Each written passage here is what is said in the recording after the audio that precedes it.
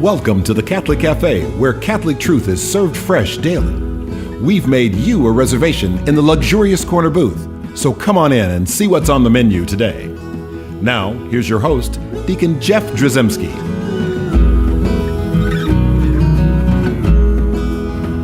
Greetings and welcome to the Catholic Cafe. I'm Deacon Jeff, sitting in the luxurious corner booth of the Catholic Cafe. I've got Ziggy Rodriguez here. That's me. Along with Venerable Tom Dorian. Hello. And we're going to have an interesting conversation today, I got to tell you, because we're going to talk about this idea of degrees of glory. Right, the degrees of glory. So some people might ask, like, are there different levels of heaven? Are there, like, some people that have, like, a lot better seat? Like, you're sitting right in the front row. Imagine you're in an auditorium. Front row. Front row, right? Front row center, you know? Is there a front row center? And I've always had a problem with this. I'm going to be honest with you. I believe all that the Holy Catholic Church believes and teaches. I do. I assent to all of the Church's teachings.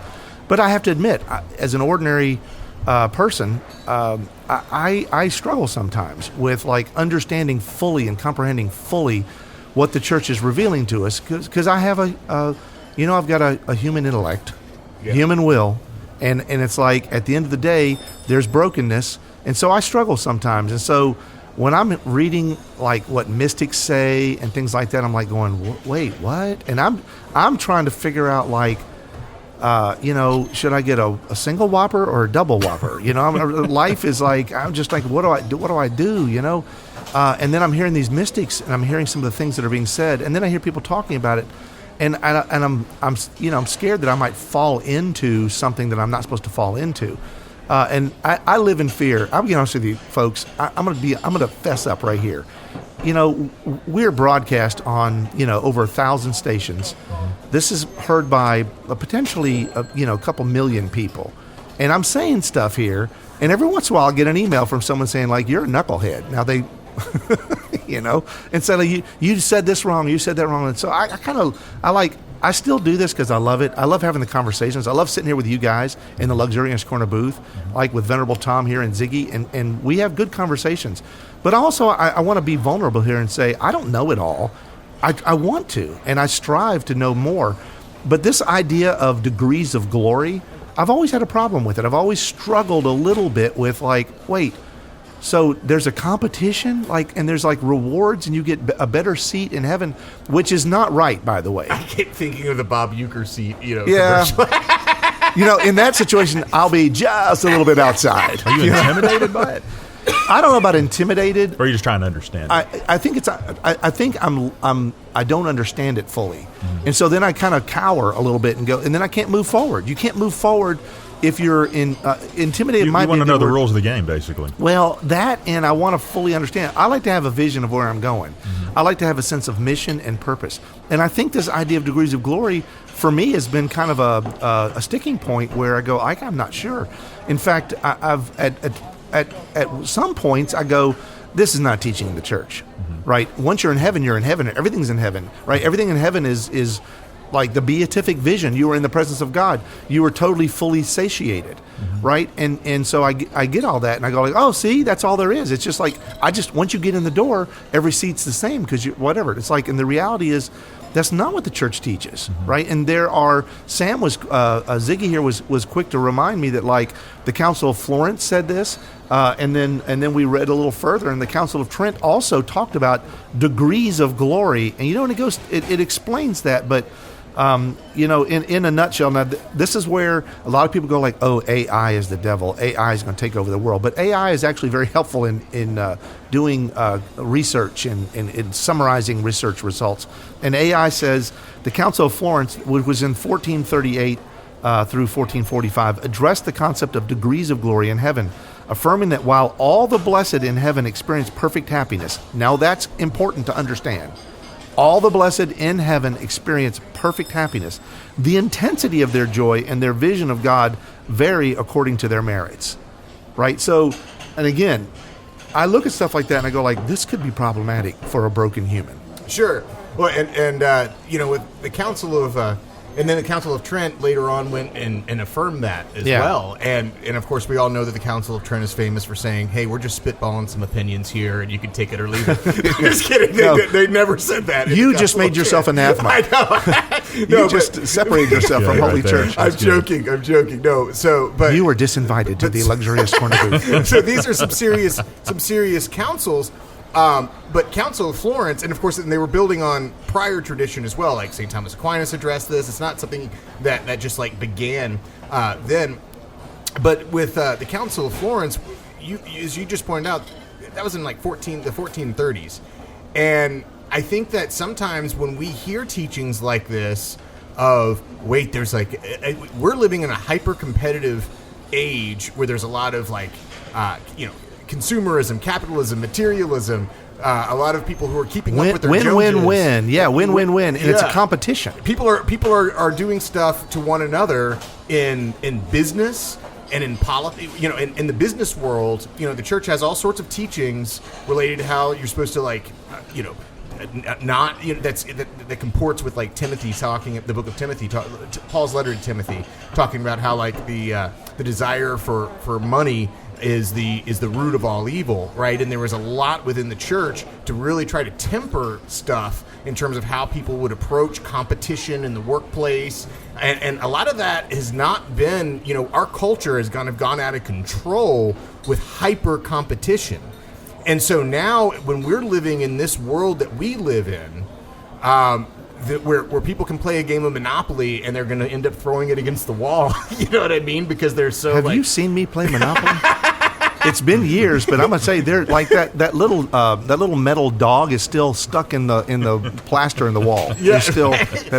Well, the reason I'm saying this is that like we live in a time where we're going to be receiving teachings like this, I think, very differently than someone in like the 1400s. And we're also living in a time where people think in terms of like hierarchy, bad, authority, bad, and the notion of it's everything is sort of all about me in our culture today, and it's very me driven. But in all honesty, based on what you just said, now I'm not going to say that, Sam, you've ever said anything wrong in your life, but in my mind, I just can't imagine that some guy working the land in the 1400s is sitting there thinking, I hope I get a better seat in heaven.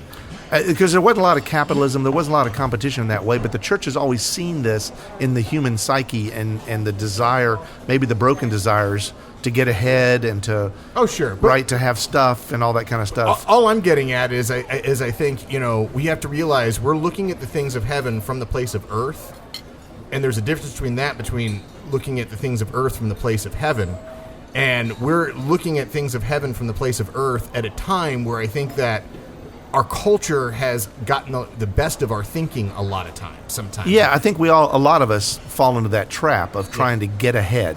Yeah. Right? You hear that phrase, I'm just trying to get ahead, or get my feet underneath me and then get good foundation and then to launch forward. And everyone's always thinking about like, well, I'm building my nest egg. I'm making sure that my family is secure and I have enough money in the bank and we're comfortable. Right? You hear those expressions, but at the heart of them, it can be problematic when you start thinking about increasing, right, things, your goods, your wealth, et cetera, et cetera. And this is not just about money. I still think that degrees of glory can, if we look at it like, as you said, I think rightly, that we're looking at heaven through an earthly lens. And if we do that, it can be very problematic because it should be, heaven is revealing herself to us from a heavenly lens to earth, right? And we should be flipping that around and maybe imagining like how beautiful it would be in heaven, because it's like how many times when I've taught in the past what was called RCIA is now OCIA, Order of Christian Initiation for Adults. When I've taught this, many people, when I get to the part where we're teaching about heaven, I will tell people it's like, a lot of us have this vision of heaven where there is like this, you have this beautifully, perfectly trimmed lawn with a white picket fence that you never have to paint. Next door is a Taco Bell there's no fee. You go in there and eat all the Taco Bell you want, and you also don't gain any weight. And everything is wonderful. And you're sitting there with two perfectly groomed dogs that are quiet when you want them to be, and they're fun to play with, and they play catch, and they bring the ball back. And you have this picture of heaven like this is what it is, and you're there with your spouse sitting on a front porch swing. And it may be that, but I don't think so. And I think that's because we're looking at it like, what would be heaven to me now? Right? And so this is why I am going to acquiesce to the church's teaching and assent to the church's teaching on this degrees of glory, only in the sense that, like, I don't understand fully the mystery, right? Because we know about how the church works in hierarchy, right? There's a hierarchy of orders. There's an organizational structure of the church. There's also, like, 9 choirs of angels, and there's 9 choirs of demons, and all these different beautiful things. And so there's the church triumphant, the church militant, and the church suffering. So we have things in this very mystical way where everything God has created in the heavens and the earth, it's all mystically driven and organized according to His divine will, right? Not ours. And so if we put an earthly perspective on that, well, naturally we're going to get into trouble. And that's where we fall into the trap sometimes of saying that I'm trying to do good so I can go to heaven, right? I'm doing more good so I can go to heaven. And in fact, I pray a rosary every day. And there are people, I think, who have the mistaken idea that if you pray, I don't know what the number is, I have to look it up in the catechism. I think it's 50,000 rosaries to get into heaven, right? And I guarantee you that if you go to heaven with exactly 50,000 rosaries under your belt, and you get there and you're kind of proud because you did 50,000 rosaries, and you're standing there in front of St. Peter, and St. Peter, you're in. Yeah, of course you are, because it said 50,000 rosaries, and you did. It was a lot of work. You did a lot of work. And you get there, and St. Peter looks at you and goes like, "Oh, good job, nice effort. You know what? It's 50,001. I am so sorry." Then he hits that little buzzer button, pulls that lever, and there's like this little trap door opens up, and you go away. And it's like, that's not, and this is what happens, I think, if you put all of your eggs in the basket of works. And for those who... No, in the catechism it does not say a number of roses. It can be implied. I think it can be applied, can it not? No, I'm being facetious. It's not there, because we are not works righteousness people, even though we get mistakenly called that all the time by our separated brothers and sisters in Christ.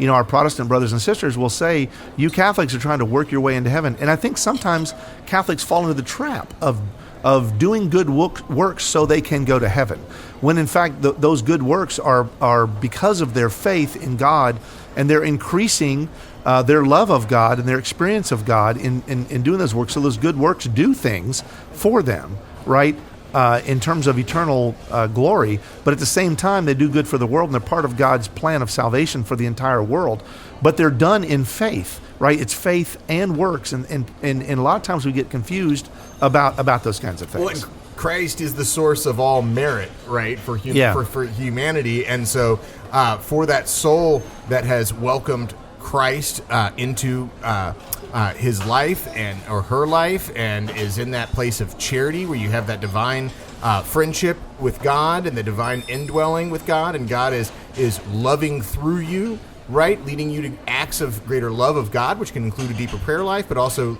greater love of neighbor and healthy decisions that are good for yourself as well, like being a good steward of that which has been entrusted to your care. That is actually God acting through you, right? So like that is, you're sharing in, you're not manufacturing or earning merits for yourself where you're the end. Christ is the Alpha and the Omega. Christ is loving through you. You are, by giving your yes to Him loving through you and living through you, you have the dignity and the grace to share in His merits in these little ways in your life, but they're nothing compared to like this. He who is the source of all merit. 100%. No, I agree with that. And so I want to talk about this idea and this concept of love, and that's what is supposed to be happening here. It's not about works; it's about living in God's love, right? And that's what St. Paul's talking about, like, working out our salvation. It's like we're living in love, and that's what we want to increase. There are some biblical passages that we can cite real quick that will help us understand that there isn't an implication in Scripture that tells us that there are, we'll say, degrees of glory, that things are not all like the same in heaven. In 1 Corinthians in chapter 15, it says, there is one glory of the sun, and another glory of the moon, and another glory of the stars. For star differs from star in glory. So is it with the resurrection of the dead. And it's like, wow. And this is St. Paul's trying to help us understand this sort of degrees of glory. But he's not telling you so go for the gold, brothers. Get out there and beat up the other guy. See that guy with one leg? You can run faster than him. It's like, it's not a competition. But at the end of the day, also in Matthew chapter 5, it says, whoever then relaxes one of the least of these commandments and teaches men so, shall be called least in the kingdom of heaven. But he who does them and teaches them shall be called great in the kingdom of heaven. Right? And then in the book of Daniel, in the Old Testament, chapter 12, those who are wise shall shine like the brightness of the firmament, and those who turn many to righteousness like the stars forever and ever. And you have this sense of brightness of stars, right, in heaven. And we look at the heavens, and we've all been out at night and looked up at the sky. Where I live, there's not a lot of street lights, and you can see so many stars. But when you get into the city, you can see fewer stars. Some are brighter than others. And so there is something about the cosmos, something about creation where we see these varying degrees of brightness. And again, where I caution really everyone, but it's really, I'm cautioning myself. So I'm speaking to myself. Don't get caught up in trying to be the brightest star. What you need to be doing is being caught up in loving God with your whole heart and your whole soul, your whole mind, right? And loving your neighbor as yourself and living in that love. And that's what's going to end up happening, right? And that's how those varying degrees are going to be played out in heaven. Well, I'm reminded here with the litany of humility, the closing line of the litany of humility, that others may be holier than I, provided that I am as holy as I should or should be. So that is, and see, I love stuff, and that stuff I always ignored. Ignored may be the wrong word, but it didn't speak to me directly until I started looking into this whole degrees of glory thing and going I want to be part of God's plan of salvation. I think I am, and I want to be, and I strive for that every day, and every day is a challenge. But at the end of the day, I want to be part of that, and wherever I fit on that mystical star map, I don't know, but understand, so some of our great our great church fathers and those who have gone before us, great churchmen and women, have spoken about this. Like Saint Thomas in the Summa says, just as in the body there are various members with different functions, so in heaven there is a variety in the degrees of glory. And Saint Therese of Lisieux, the little flower said, she said, all cups are full, but not all are the same size. And this is the way they were trying to describe this degrees of glory. And again, the goal is not to say, I want to be in front of that person. I want to be closer to God. You want a bigger cup. I want a bigger cup. It's like, well, actually, I think you can say I want a bigger cup. Mm-hmm. My goal is to increase the size of my cup, because in doing that, it's not about going I'm going to go to Walmart and buy a bigger cup. So what I mean is, you want a bigger cup than me. I don't want a bigger cup than you, Tom. He wants you to have the big gulp, Tom. Exactly right. Well, and plus, Tom, in Corinthians, let me reread that scripture. All right, it says, "There is one glory of the sun, another glory of the moon, and another glory of Tom's hair." There you go. That's another translation. It's roughly translated. No. The thing is, it's not a competition. It has nothing to do with point. Other people. Right. It has to do with you. I want the biggest cup possible. And in order to increase the size of the cup, that means you are more tuned in to God. You're more receptive of God's love, and then more expressive of God's love, mm-hmm. right? That you're actually moving up this ladder of love. And to be on the ladder is a great joy. And the way that you can look at it is the way, I guess, the Council of Florence and Trent and other councils have probably addressed, is that when you're in heaven, you are in the beatific vision, and you are perfectly satiated. Mm-hmm. right? You are not desiring any more than being in the presence of God. It's just saying that in God's wisdom that we don't fully comprehend, there's this map of stars that shows a panoplia. And maybe, I've struggled with, like, what is the point of that? Again, as a broken human, trying to figure out God's divine will as a broken human. And one thing I can kind of glean from that is perhaps if I look in the sky and see a dimly lit star, that there's the kind that sit there and flicker, where you can barely see it, right? And you can't see it with the naked eye until you just concentrate, and it's like, oh, there it is. It's there. And picture myself and say, look, if that star is glowing in heaven, is in the heavens, and has made it to stardom, I can do it. I can do that. I can be the barely lit twinkling star. I can be in heaven with God. And there's something there, I think, that is encouraging to me, where I don't have to be the North Star. I don't have to try to. It's like it's not about winning a race, other than the race against sin and overcoming the temptations of the devil.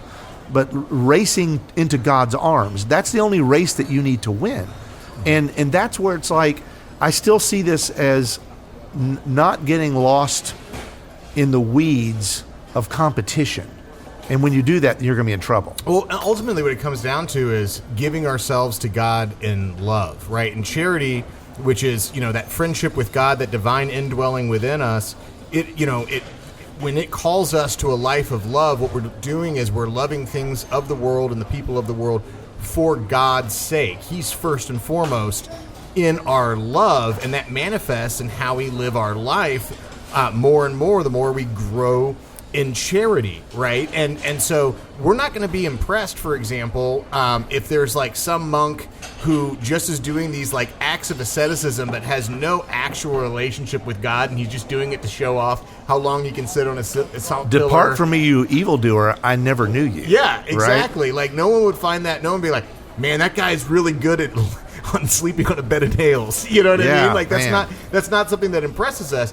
But if somebody is, whether it's in some sort of an extreme form of asceticism that you might find in monastic life, or whether it's an extreme form of self-sacrificing love and charity in the ordinary life of a person who's a father or a mother, and wife, husband, and living out their vocation that way, that's ultimately what we're talking about. Is the more a person who grows in love of God and is loving the things of the things and people around them for God's sake, and are growing in their capacity to do that, they're growing in relationship with God. And if we look at our mystical tradition, that's what our mystical tradition is all about within Christianity, is you're being called by love to seek a deeper love union with he who loves you. You know what I mean?